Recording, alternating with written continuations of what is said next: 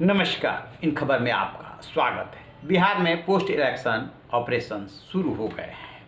यूँ तो अंदाज़ा लगाया जा रहा था कि वहाँ की राजनीति में गर्माहट आएगी और जो मौजूदा व्यवस्था है वो बहुत दिनों तक नहीं चलेगी। सबसे ज़्यादा उछल कूद मचाई थी एलजेपी प्रमुख चिराग पासवान ने। चुनाव के दौरान ही उनके पिता रामविलास पासवान का निधन हुआ और उसकी उन्होंने कोशिश की कि लाभ ली जाए, सहानुभूति लोगों की थी। उसी उत्साह में वो अलग चुनाव लड़े और नतीजा ये हुआ कि वो 2 से 1 सीट पे सिमट गए। उनका 1% लगभग वोट परसेंटेज जरूर बढ़ा, लेकिन इसके बाद उनको 2-3 नुकसान हुए। सबसे पहले तो रामविलास पासवान को जो राज्यसभा सीट मिली थी वो सीट हाथ से निकल गई और पहुंच गई फिर से बीजेपी के खाते में, जहां से कि जिस सीट पे सुशील मोदी चुनाव लड़ रहे हैं उनका चुना जाना तय है। अब इसके बाद सवाल उठ रहा है कि वो केंद्रीय मंत्रिमंडल में कब शामिल होंगे, कि केंद्र में भी फेरबदल होने वाला है।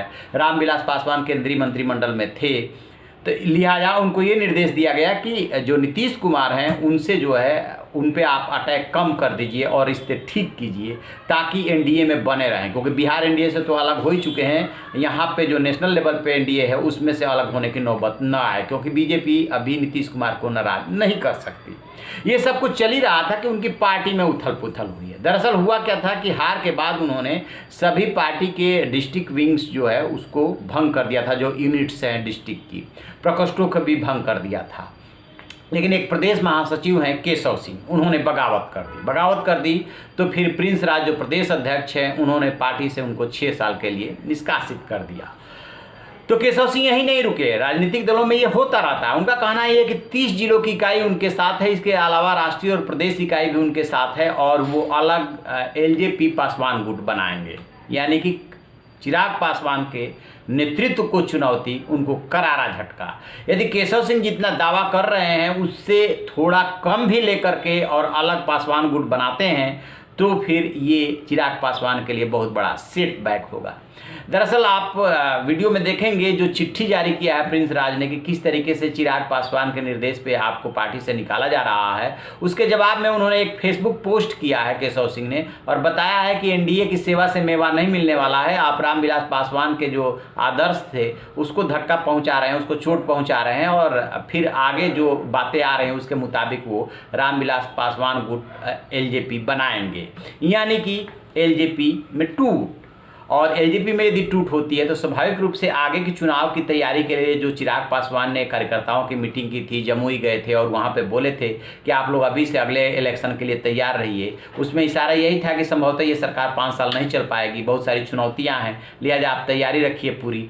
तो फिर चिराग पासवान को ज़्यादा नुकसान हो गया, राज्यसभा की सीट चली गई, पार्टी में टूट हो रही है और केंद्रीय मंत्रिमंडल में शामिल होना भी अभी लटका हुआ है। क्या नीतीश कुमार जो है इस बात की इजाज़त देंगे कि एक तरफ तो वो उन्होंने उनको उतना नुकसान पहुंचाया, इसके बाद भी वो एनडीए में बने रहे, बहुत सारी बातें हैं। और इसी के मद्देनज़र खबरें आ रही थी सोर्सेज के हवाले से कि बीजेपी के केंद्रीय नेतृत्व से उनको निर्देश दिया गया है कि आप जो है अब हमलावर न रहिए। लिहाजा पार्लियामेंट्री बोर्ड की जब मीटिंग हो रही थी उसमें से हुलास पांडे ने जब सवाल उठाया कि हमें नीतीश कुमार के प्रति हमलावर रहना चाहिए तो उन्होंने चिराग पासवान ने मना कर दिया था और कहा था कि हमें 6 महीने तक कुछ नहीं बोलना है। यानी उन्होंने साफ संकेत दे दिया कि नीतीश कुमार पे अब और वार नहीं।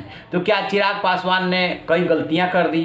क्या उम्र कम होने या अनुभव कम होने की वजह से वो राजनीति में जल्दीबाजी कर गए? ये बहुत सारे सवाल हैं। कई बार निशाना सटीक बैठता है और कई बार निशाना गलत भी लग जाता है। ये तो बाद में पता चलेगा कि उतना कितना सही थे कितना गलत, लेकिन अभी वो ये दावा करते हैं कि 1% वोट बढ़ा करके उन्होंने सही किया था, अलग चुनाव लड़ करके। कार्यकर्ताओं में कम से कम उत्साह तो बना। चलिए देखते हैं आगे ये उत्साह कब तक काम करता है और उनको केशव सिंह कितना नुकसान पहुंचाते हैं। तो आप रहिए ना बेखबर, देखते रहिए इन खबर। Thank you. इन खबर चैनल को सब्सक्राइब करें।